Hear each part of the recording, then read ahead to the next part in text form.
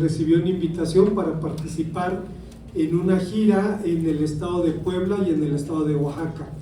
En ese tiempo la Iglesia Manuel, la segunda de Tehuacán, era pastoreada por el hermano Eden Maldonado, y por la mediación de su yerno y de nuestra hermana Aide, el coro de la iglesia fue invitado para estar en la iglesia, para estar cantando en el Tecnológico Regional de Tehuacán y para ir también a la Sierra Mixteca para compartir allí el mensaje a través del canto.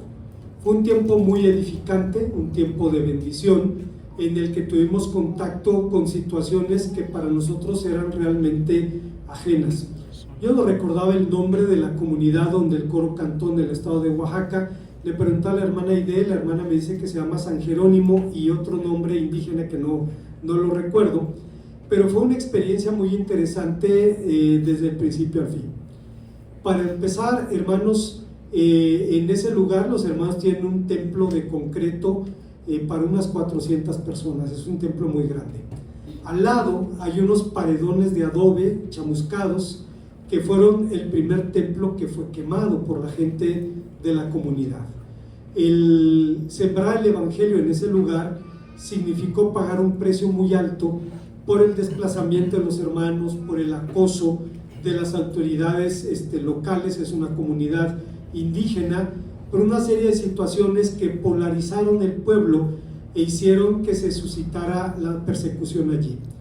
Pero el grupo de creyentes permaneció fiel y llegó el momento en que casi alcanzaron al 100% de la comunidad.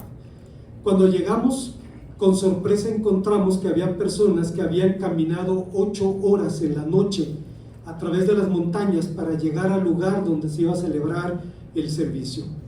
Obviamente la dinámica social de las comunidades es diferente porque llegan los hermanos, los esperan con un desayuno y pueden comer juntos y convivir y participar en el culto y comer después, y ya en la noche los hermanos que tienen que regresar a sus comunidades tienen que hacerlo caminando otra vez toda la noche para llegar a sus pueblos.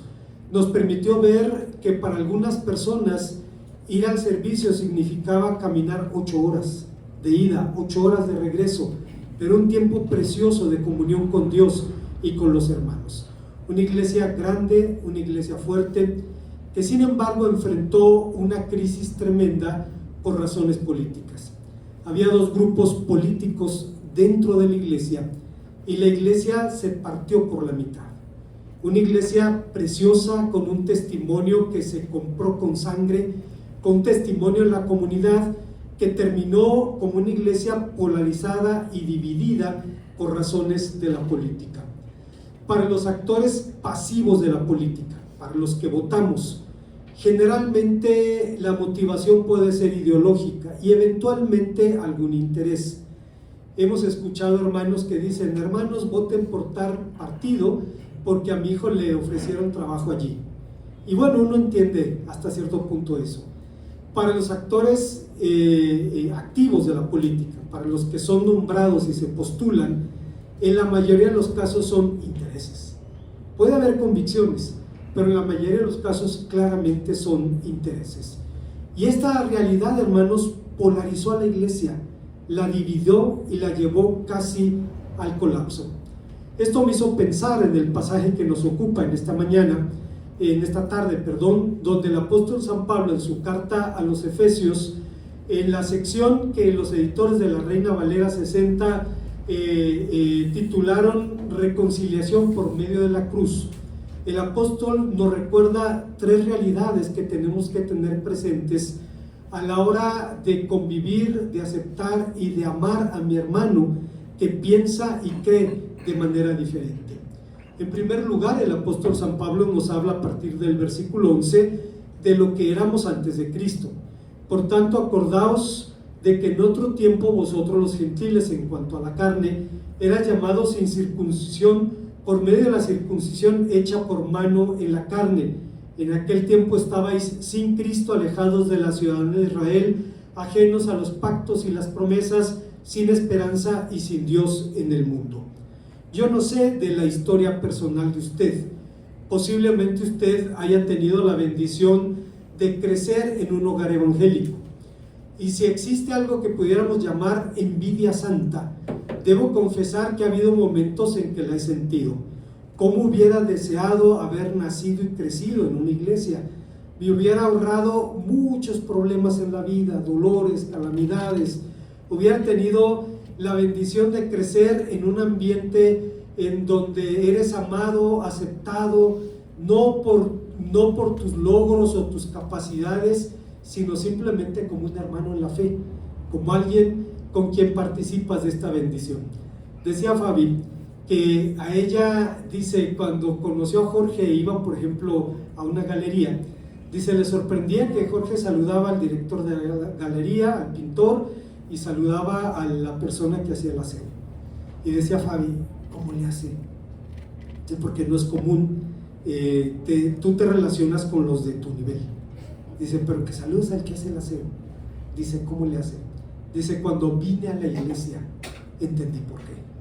Dice, porque vi que en la iglesia hay personas de todos los niveles socioeconómicos, pero el dinero no es tema, el estatus social no es tema, el asunto en la iglesia no es ese, es tu hermano, es tu hermana, si tiene más, si tiene menos, no importa, tiene a Cristo, y es lo importante a final de cuentas. Dice el apóstol San Pablo en este pasaje, está hablando acerca de la polarización que vivían el mundo del Nuevo Testamento. Es curioso que el pueblo que creó el concepto de humanidad, que habló de que todos los seres humanos venimos de un linaje y de un mismo origen, haya sido después presa de esta polarización en donde el judío y el gentil eran distintos y la única manera de asegurar su fidelidad de Dios era mantenerse lejos de los gentiles. No era un pecado del judaísmo, es una condición del corazón del hombre, y si mal no recuerdo fue Sócrates quien decía que el principio,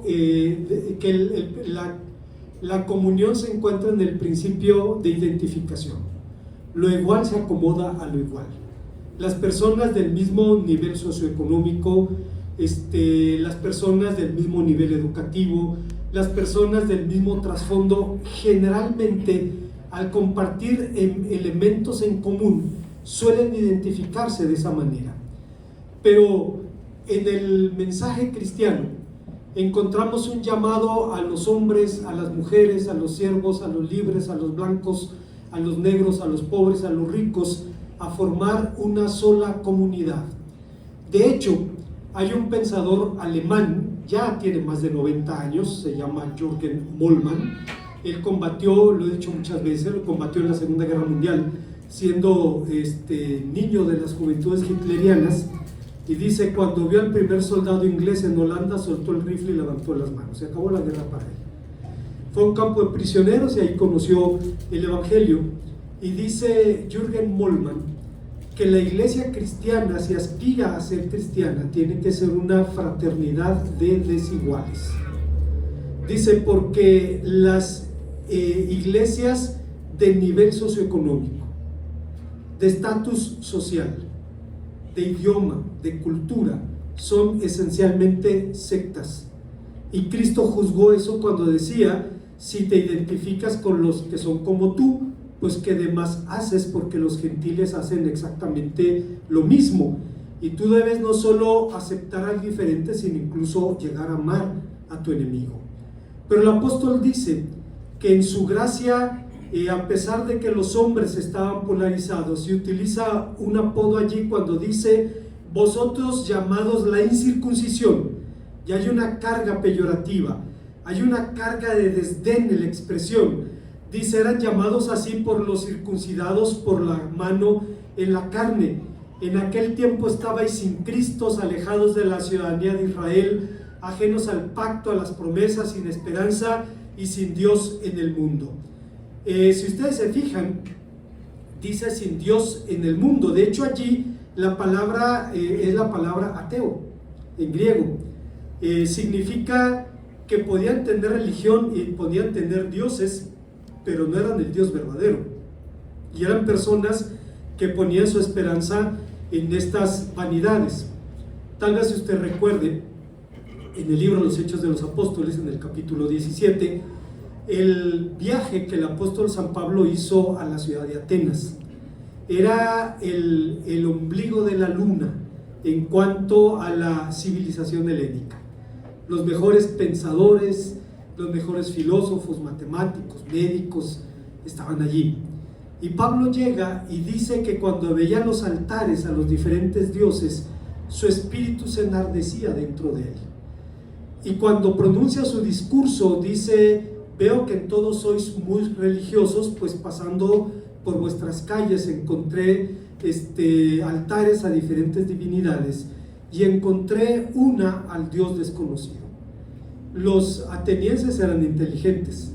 Decían: y si a pesar de todos los dioses que conocemos, todavía hay alguno que no conozcamos y no le rendimos culto, pues para evitar problemas hay que hacerle un altar, aunque no sabemos ni quién era, ni cómo se llama, ni qué quiera, ni absolutamente nada. Y Pablo comparte de esa manera el mensaje con estas personas que ciertamente tenían divinidades, pero eran vanidades, eran dioses falsos. Y por eso el apóstol dice: estabais sin esperanza y sin Dios en el mundo.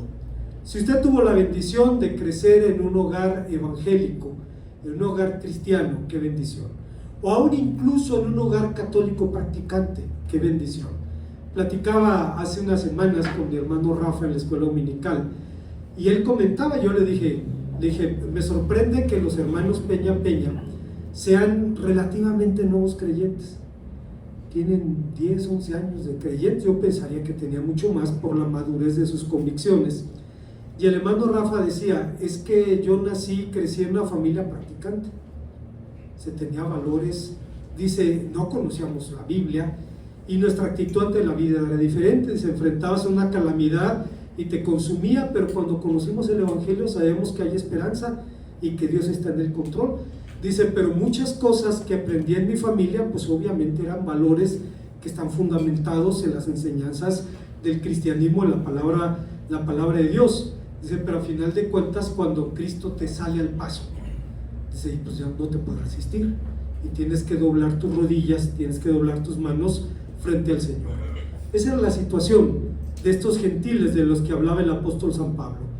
Esa era la situación de muchos como usted y como yo, que no estábamos preguntando ni estábamos buscando de Dios, pero Él nos sale al encuentro. En aquel tiempo estabais sin Cristo, alejados de la ciudadanía de Israel, ajenos a los pactos y a la promesa, sin esperanza y sin Dios en el mundo. Describe la condición del hombre sin Dios, pero en el versículo 13 habla de lo que Cristo hace. Pero ahora en Cristo Jesús, vosotros que en aquel tiempo estabais lejos, habéis sido hechos cercanos por la sangre de Cristo. John Stott, un teólogo británico que escribió un comentario, la carta a los Efesios, y es un libro delicioso, hermanos. Si no lo tiene en papel, descargue el PDF y se va a deleitar en este libro. Es John Stott con doble T al final y vale la pena leerlo. Y él introduce este capítulo hablando acerca de un término que Marx utilizaba cuando hablaba de la alienación, y dice, él lo tomó de un teólogo luterano, dice, y le dio un nuevo significado filosófico. Es la idea de la separación, la idea de que el otro se hace ajeno, se hace diferente, y obviamente hablaba de esto para justificar la lucha de clases. Pero dice el apóstol San Pablo, antes que Marx o este teólogo luterano, no recuerdo su nombre, decía, el apóstol San Pablo había hablado de esto. Pablo habla de ajenos, separados, dice, sin Cristo y sin esperanza, pero los que estabais lejos, ahora habéis sido hechos cercanos por la sangre de Cristo, porque Él es nuestra paz, y empieza a hablar de lo que Cristo ha hecho, que de ambos pueblos hizo uno, derribando la pared intermedia de separación y aboliendo en su carne las enemistades, la ley y los mandamientos expresados en ordenanzas, para crear en sí mismo de los dos un nuevo y solo hombre, haciendo la paz. El símbolo más gráfico de la separación entre judíos y gentiles era el muro que separaba el atrio de los israelitas con el atrio de los gentiles. El muro de Jerusalén, el templo de Jerusalén en tiempos de Herodes tenía varias secciones: el atrio de los gentiles, el atrio de las mujeres, el atrio de los israelitas, el atrio de los sacerdotes, el lugar santo y el lugar santísimo. Y en el atrio de los gentiles había, todavía se conserva en Turquía, en Constantinopla, la placa mide casi 1 metro de ancho, una placa escrita en griego, en donde dice: al gentil que atraviesa este muro lo hace por su cuenta y riesgo y será responsable de su propia muerte. Usted podía ir al templo, adorar a Dios allí, pero el lugar donde el gentil podía hacerlo era un mercado. Y por eso el Señor Jesús purifica el templo, echando a los gentiles, diciendo: mi casa, casa de oración será llamada para todos los pueblos, mas vosotros la habéis hecho cueva de ladrones. Ahí donde aquel gentil que buscaba al gran Dios, al Dios único y verdadero, tenía que escuchar cómo su oración se mezclaba con la oferta y la demanda y el bramido de los animales. Pero estaba el muro, y si alguna persona lo traspasaba, lo hacía su riesgo de muerte. Tal vez usted recuerde también en el libro Los Hechos de los Apóstoles que cuando el apóstol San Pablo llega a la ciudad de Jerusalén, un hecho que no pasó desapercibido ni a la iglesia ni tampoco a los judíos de la ciudad. Cuando llega a Jerusalén, algunos del ala derecha de la iglesia, del ala conservadora, le dicen a Pablo que dado que ha sido acusado de convivir con los gentiles, sería conveniente que hiciera un voto judío, se rapara, para ir al templo y demostrar a los judíos que seguía siendo judío. Cosa que Pablo a final de cuentas hizo, pero no le sirvió de mucho, porque cuando algunos judíos de Asia lo reconocieron, empezaron a hacer un alboroto diciendo: los que han trastornado el mundo han venido también acá, y acusaron a Pablo de meter gentiles al templo, lo que casi le cuesta la vida al apóstol San Pablo. Dice la palabra de Dios que cuando empezó el alboroto, los romanos siempre supieron que si un día había un problema en Jerusalén, el núcleo iba a ser el templo. Siempre lo supieron, y construyeron al lado del templo una fortaleza con 4 torreones que se llamaba la Torre Antonia. Cuando empieza el tumulto, un centurión baja de la Torre Antonia, rescata a Pablo literalmente de las manos de los que lo están linchando, lo cargan en vilo, lo llevan a la Torre Antonia, y antes de entrar Pablo le dice en griego al centurión: ¿me permites hablar? ¿No eres tú aquel egipcio que...? No, yo soy de Tarso de Cilicia. Y entonces le permiten hablar, y dice el texto que cuando habló en lengua aramea, dice: se hizo silencio, y entonces empezó a pronunciar su discurso: varones hermanos, ancianos de Israel, oíd. Y empieza a predicar hasta que llega la resurrección de Cristo, y allí vuelve otra vez el motín, y es necesario meterlo en ese lugar. La acusación fue: ha profanado el templo metiendo gentiles. Obviamente una situación que iba a provocar una sedición. El muro estaba allí, y era un testimonio de que aunque este gentil crea en el Dios de Israel, ni aún así puede entrar al templo, ni aún así puede participar. Dice Él es nuestra paz, que de ambos pueblos hizo uno, separando la pared intermedia de separación, y aboliendo en su carne las enemistades, la ley de los mandamientos expresados en ordenanza, para crear un nuevo y solo hombre, haciendo la paz. Dice que anuló los mandamientos expresados en ordenanzas, lo cual puede llevar a algún lector distraído a la conclusión de que esto está contradiciendo el mensaje de Jesucristo, porque Jesucristo dijo que no había venido a abrogar la ley, sino a cumplirla. Pero aquí Pablo dice: aboliendo en su carne la enemistad, la ley de los mandamientos expresados en ordenanzas. ¿De qué está hablando el apóstol? Cuando Cristo habló de que había venido a cumplir la ley, estaba hablando de que había venido a cumplir la ley moral y la ley ceremonial. Los rituales, sacrificios, ofrendas que apuntaban a su persona y a su obra fueron culminados en la cruz del Calvario. Pero también vino a cumplir las enseñanzas morales de la ley. En ese sentido, la ley de Moisés sigue vigente. No matarás, no robarás, no adulterarás, siguen vigentes para nosotros los cristianos, no hay ningún problema. Pero los sacrificios animales son sombra y figura de lo que habría de venir. Entonces, cuando Pablo dice que abrogó los mandamientos, la ley expresada en ordenanzas, está hablando de la ley ceremonial, porque apuntaba a la persona y a la obra de Jesucristo, haciendo un nuevo hombre. Y a partir del versículo 16 empieza a hablar el apóstol de aquello que Cristo nos ha llamado a hacer. Mediante la cruz reconciliar con Dios a ambos en un solo cuerpo, matando en ella las enemistades, y vino a anunciar las buenas nuevas de paz a los que estaban lejos y a los que estaban cerca. Dice el apóstol que el sacrificio de Cristo hizo que estos pueblos se reconciliaran para formar uno solo, matando la enemistad. Esta obra de Jesucristo tiene trascendencia. En el versículo 18 dice: porque por medio de él unos y otros tenemos entrada por un mismo espíritu al Padre, así que ya no sois extranjeros ni advenedizos, sino conciudadanos de los santos y miembros de la familia de Dios.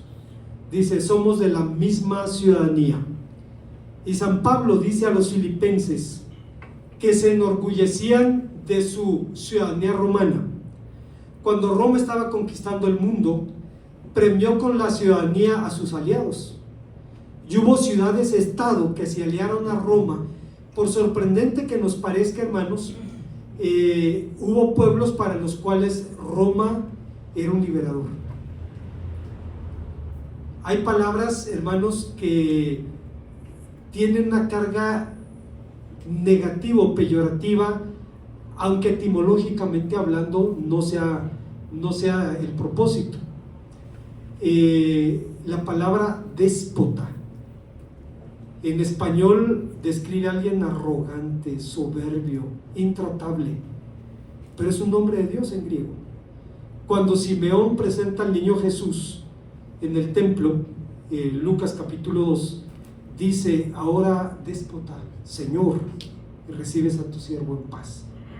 Pero había déspotas que lo eran, oprimían a sus pueblos, y Roma llega e introduce la ley y el orden, y algunas ciudades-estado se alían con Roma y adquieren como recompensa la ciudadanía. Pasó con Filipos y pasó con Tarso de Cilicia, la ciudad donde nació el apóstol San Pablo.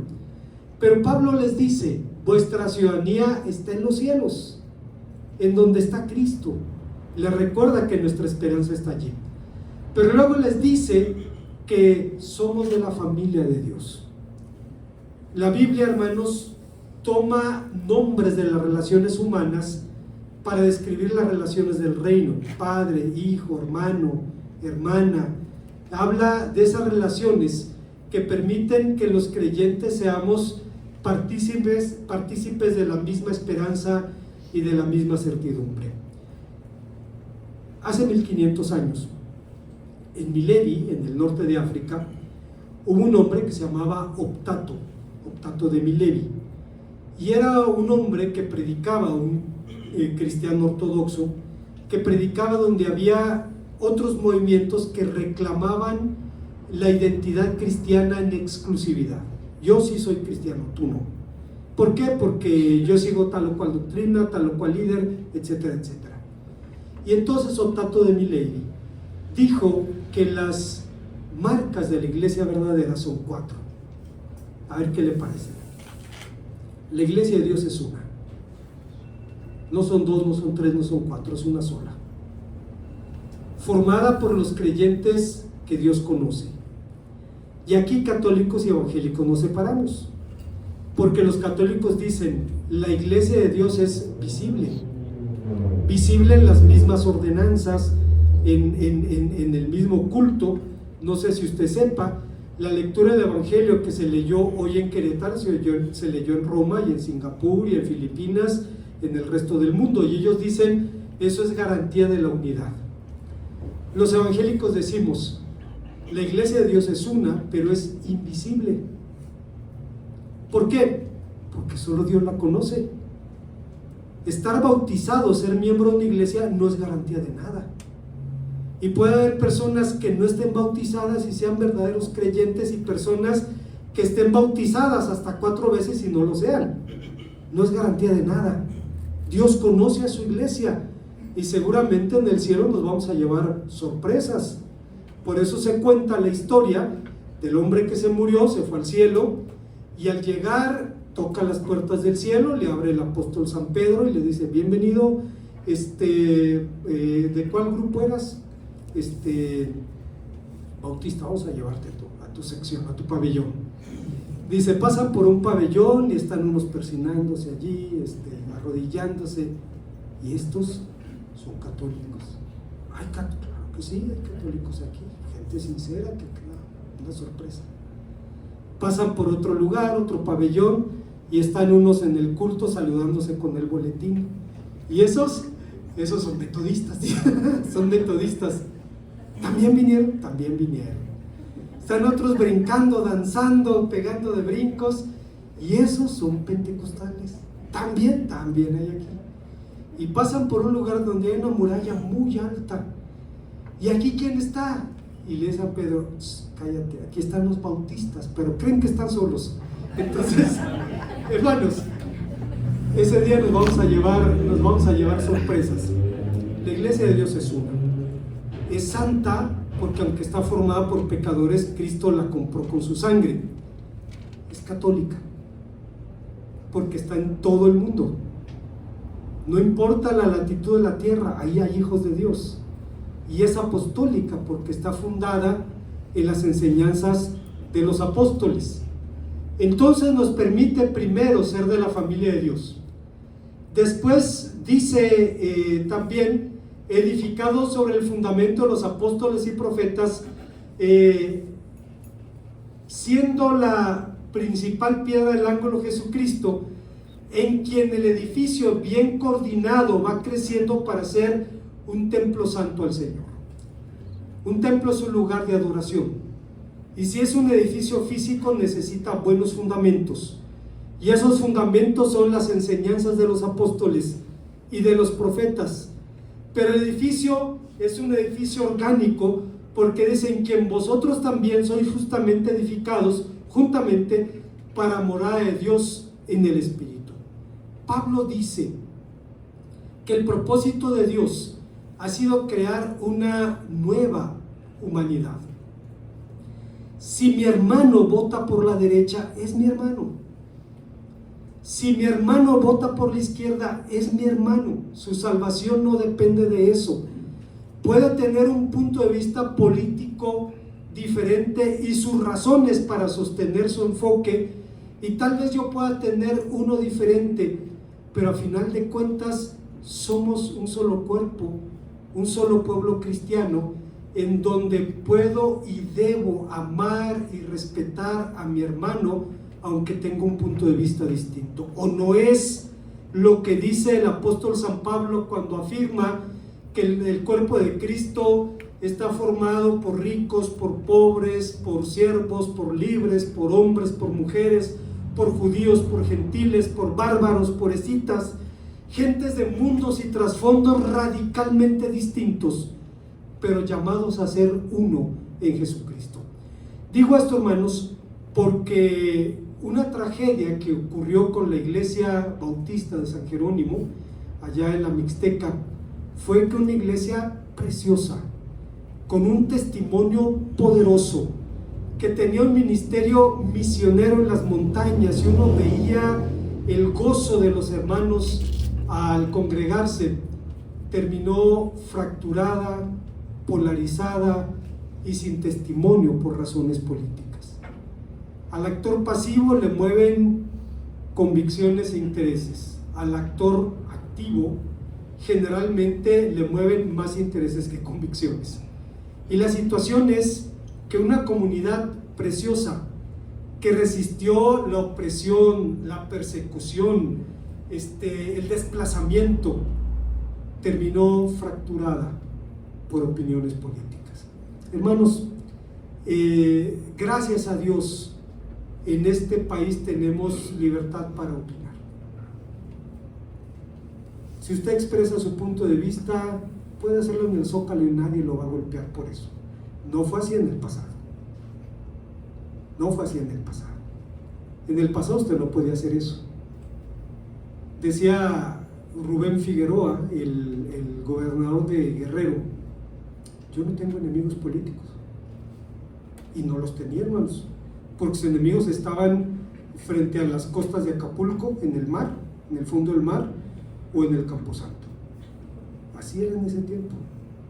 Así fue en Querétaro en un tiempo, cuando hubo movimientos estudiantiles, pues se desaparecían los líderes estudiantiles y el problema se arregló. Hoy día usted puede ir y gritar lo que usted quiera, no pasa nada. A favor o en contra, no pasa nada. Y esto pasa también, hermanos, por nuestras convicciones cristianas. Si mi hermano piensa diferente a mí, sigue siendo mi hermano. Y debo amarlo y respetarlo, y cada uno de nosotros dará cuentas a Dios de sus hechos y de sus convicciones. Dice Pablo, creando de ambos pueblos, que eran enemigos acérrimos, una nueva y sola humanidad. Oremos al Señor. Gracias, Padre.